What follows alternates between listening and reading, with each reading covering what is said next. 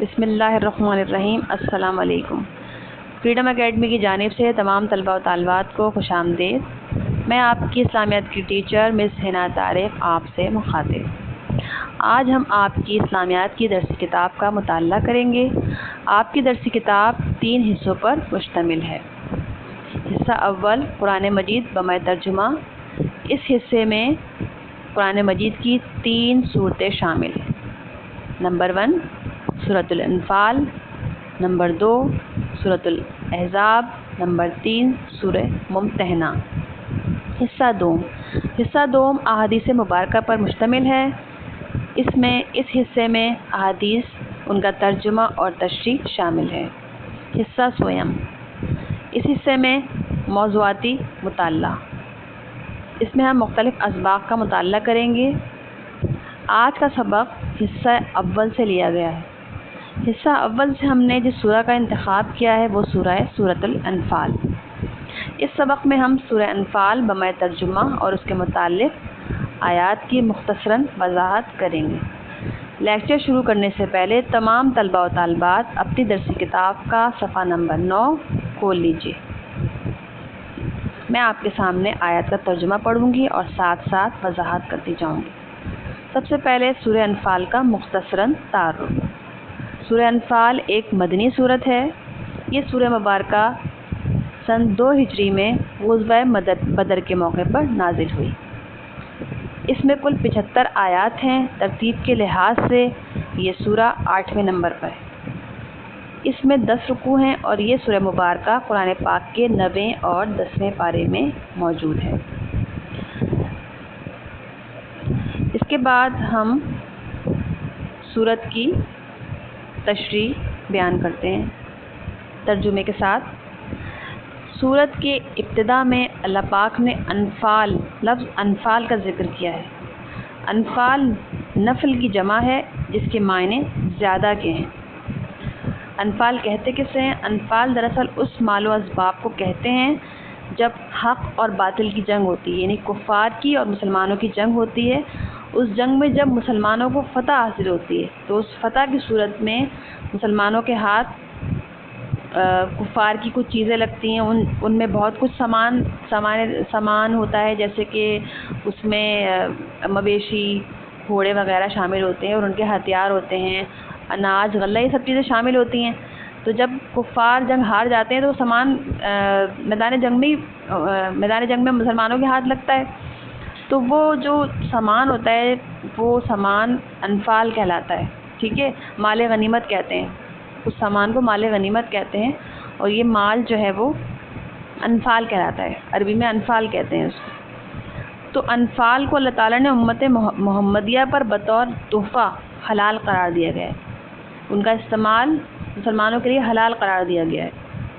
انفال ان چیزوں میں سے ایک ہے جو کہ پچھلی امتوں پر حرام تھی، یعنی کہ ان کا استعمال کا ان پر کوئی حق نہیں تھا، لیکن امت محمدیہ پر اللہ تعالیٰ نے یہ بطور تحفہ حلال کر دیا۔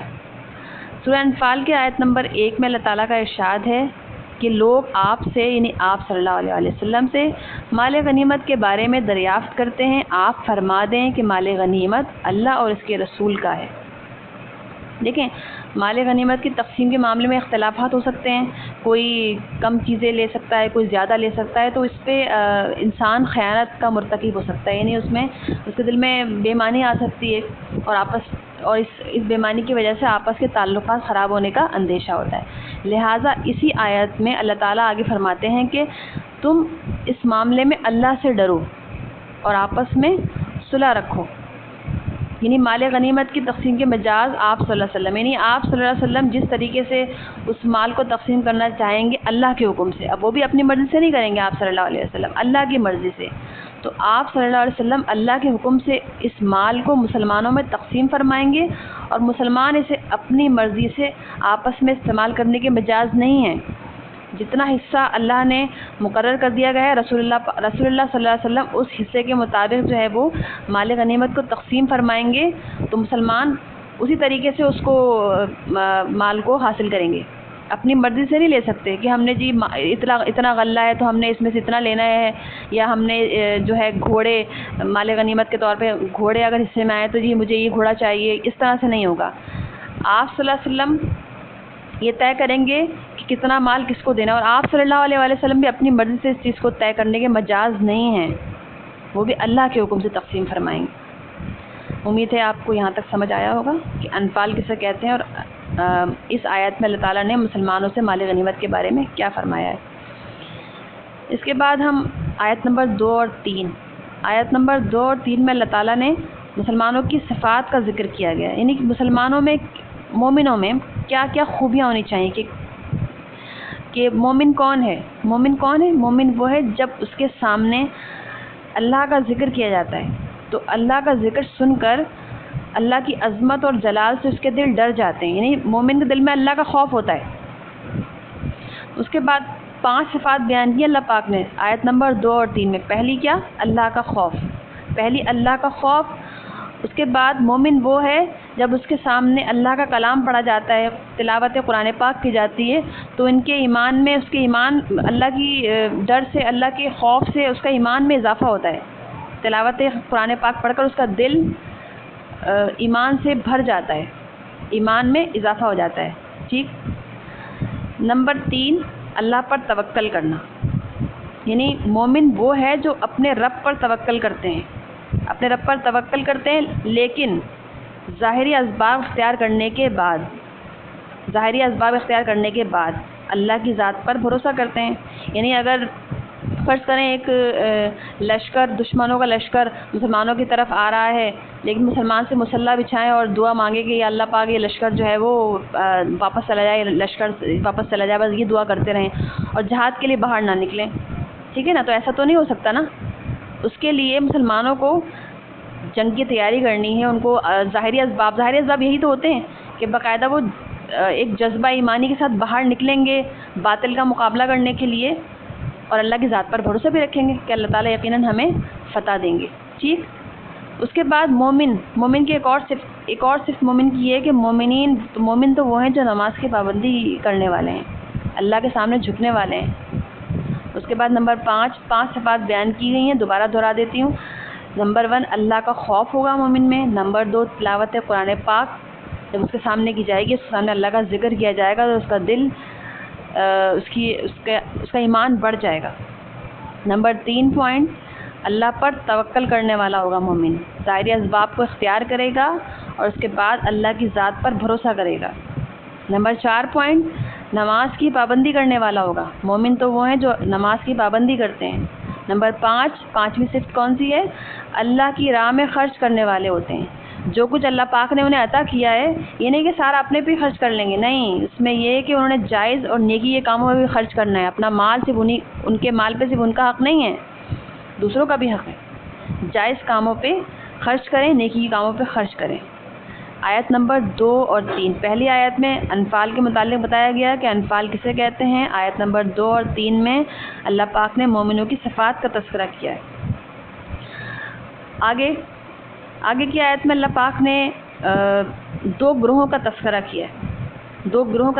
کیا ہے، اور وہ 2 گروہ کون ہیں؟ ایک ابو سفیان کا گروہ اور ایک ابو جہل کا گروہ۔ اچھا، اس میں ہوا یہ تھا کہ سورہ انفال میں یہ تذکرہ کیا گیا ہے کہ کافروں کا قوت اور شوکت کو توڑنے کے لیے صحابہ کرام، آپ صلی اللہ علیہ وسلم صحابہ کرام کے ساتھ مدینے سے نکلے، جس کے نتیجے میں کفر و اسلام کا پہلا معرکہ یعنی غزوہ بدر، ٹھیک ہے نا، پہلا معرکہ پیش آیا، اور یہ مسلمانوں کی اور کفار کی پہلی لڑائی تھی، غزوہ بدر کہلاتی ہے یہ پہلی لڑائی، ٹھیک ہے۔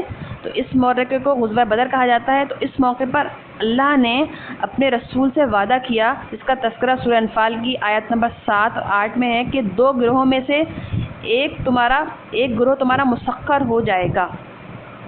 2 گروہ کون سے ہیں؟ جیسے کہ میں نے ابھی بتایا آپ کو، ابو سفیان کا گروہ، یہ گروہ کون سا تھا؟ ابو سفیان کا یہ وہ گروہ تھا جو ابھی مسلمان نہیں ہوئے تھے اور یہ سامان تجارت لے کے شام سے مکہ کی طرف جا رہے تھے، ایک یہ گروہ تھا اس میں، اور دوسرا تھا ابو جہل کا جنگی لشکر۔ ابو جہل کا جنگی لشکر تھا، یہ 1000 افراد پر مشتمل تھا، اور ابو سفیان کی اطلاع پر اپنے قافلے کی حفاظت کے لیے بدر کی جانب چل پڑا تھا۔ اللہ تعالیٰ نے مسلمانوں کا سامنا ابو جہل کے لشکر سے کرا دیا تاکہ وہ اپنے احکام سے حق کا حق ہونا ثابت کر دے اور ان کافروں کی جڑیں کاٹ ڈالے۔ یعنی کہ کافروں کو، جبکہ اس غزوہ میں مسلمانوں کی تعداد 313 تھی اور کفار کا لشکر جو تھا وہ 1000 پر مشتمل تھا، لیکن مسلمانوں کے جو ایمان تھا وہ جوش بہت تھا، ایمان سے بھرے ہوئے تھے ان کے دل، تو اللہ تعالیٰ نے ان کو فتح دی۔ جبکہ وہ ان کے پاس اسلحہ بھی نہیں تھا، ان کے پاس وہ نہتے تھے، اور کفار 1000 تھے، ان کے پاس مسلح تھے، ان کے پاس ہتھیار تھے، ان کے پاس سارا سامان تھا جو کہ جنگی لحاظ سے ریکوائرمنٹس ہوتی ہیں، سب کچھ تھا، لیکن کفار کو شکست ہوئی، مسلمانوں کو فتح حاصل ہوئی، اللہ تعالیٰ مسلمانوں کے ساتھ تھے۔ اور اس غزوے میں اللہ تعالیٰ نے مسلمانوں کی مدد فرمائی۔ مسلمانوں کی مدد کیسے فرمائی؟ غزوہ بدر جیسا کہ میں نے آپ کو بتایا کہ 2 ہجری میں ہوا، اور یہ کافروں کے ساتھ مسلمانوں کی پہلی جنگ تھی، اور یہ جنگ بغیر کسی منصوبہ بندی اور تیاری کی ہوئی، یعنی مسلمانوں کی اس میں کوئی بھی تیاری نہیں تھی، مسلمان نہتے تھے، اور ان کی تعداد بھی کافی کم تھی، 313 تعداد تھی، بار بار تذکرہ کر رہی، 313 مسلمانوں کی تعداد 313 اور کفار کی تعداد 1000 تھی۔ دیکھیں یہ سوال آپ کے MCQs میں ایگزام میں آتے ہیں کہ مسلمانوں کے درمیان اور کافروں کے درمیان جو پہلا معرکہ ہوا اس کا نام غزوہ بدر ہے، اور اس میں مسلمانوں کی تعداد 313 تھی اور کفار کا لشکر 1000 تھا، اور سارے مسلح تھے۔ ٹھیک ہے، بار بار دہراتے رہی ہوں تاکہ آپ کو ریوائز ہوتا رہے۔ اچھا، اس غزوہ میں اللہ تعالیٰ نے مسلمانوں کی کس طرح مدد فرمائی تھی، اس کا تذکرہ آیت نمبر 9 میں اللہ تعالیٰ نے ارشاد کیا ہے کہ جب تم اپنے پروردگار سے فریاد کرتے تھے تو اس سے تمہاری دعا قبول کر لی، اور فرمایا ہم 1000 فرشتوں میں سے جو ایک دوسرے کے پیچھے آتے جاتے ہیں تمہاری مدد فرمائیں گے۔ اللہ تعالیٰ نے مدد فرمائی تھی مسلمانوں کی اس جنگ میں۔ اللہ تعالیٰ سے دعائیں کر رہے تھے آپ صلی اللہ علیہ وسلم، اللہ تعالیٰ سے دعائیں کر رہے تھے، کیونکہ کفاروں کے ساتھ جنگ میں مسلمانوں کا سہارا صرف اللہ کی ذات تھی، صرف اللہ کی ذات تھی، لہٰذا آپ صلی اللہ علیہ وسلم اللہ سے مدد کے لیے دعائیں کر رہے تھے، اور اللہ تعالیٰ کی ہی مدد شامل تھی جس کی وجہ سے مسلمانوں کو فتح حاصل ہوئی۔ انہی آیات میں اللہ تعالیٰ نے مزید فرمایا ہے، اس مدد کو خدا نے محض بشارت بنایا تھا تاکہ تمہارے دل اس سے اطمینان حاصل کریں، اور مدد تو اللہ ہی کی طرف سے ہے۔ اس سے ہمیں معلوم ہوا کہ اللہ کے سوا کوئی مددگار نہیں ہے، اللہ کے سوا کوئی مدد کرنے کے قابل نہیں ہے، اور اللہ تعالیٰ ہر طرح سے مدد کرنے پر قادر ہیں۔ یہ تھی سورہ انفال کی آیت نمبر 1 سے لے کر 10 تک کی مختصراً تشریح۔ اس کے علاوہ آپ کے درسی کتاب میں قرآنی آیت کا ترجمہ ہے، سوال نمبر سوال نمبر 1 ہے، اس میں آپ نے اس کو اپنی ہوم ورک کی کاپی میں کام کرنا ہے۔ سوال نمبر 1 ہے، اس سبق میں مومنوں کی کیا صفات بیان کی گئی ہیں؟ میں نے آپ کو ابھی لیکچر کے شروع میں بتایا تھا، مومنوں کی 5 صفات بیان کی گئی ہیں، اور وہ کون کون سی صفات ہیں یہ میں آپ کو سمجھا چکی ہوں۔ اس کے علاوہ سوال نمبر 2 گروہوں سے کیا مراد ہے وہ بھی میں نے آپ کو ایکسپلین کیا گیا ہے۔ سوال نمبر 3 ہے، مندرجہ ذیل عبارات کا مفہوم بیان کیجیے۔ یہ آپ نے اپنی اسلامیات کی درسی کی کتاب ہے، اس کے صفحہ نمبر 12 پہ ہی موجود ہے، تو آپ ان آیات کا جو ترجمہ ہے الف ب جیم، ان آیات کا ترجمہ آپ اپنی اسلامیات کی درسی کتاب میں تلاش کر کے لکھیں گے۔ یہی آپ کا ہوم ورک ہے، 3 سوالوں پر مشتمل آپ کا ہوم ورک ہے۔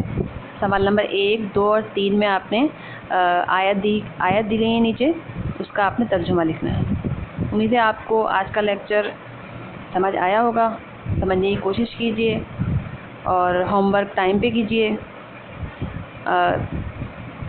ملتے ہیں نیکسٹ لیکچر میں انشاءاللہ۔ ہوم ورک کمپلیٹ کیجیے گا۔ اللہ حافظ۔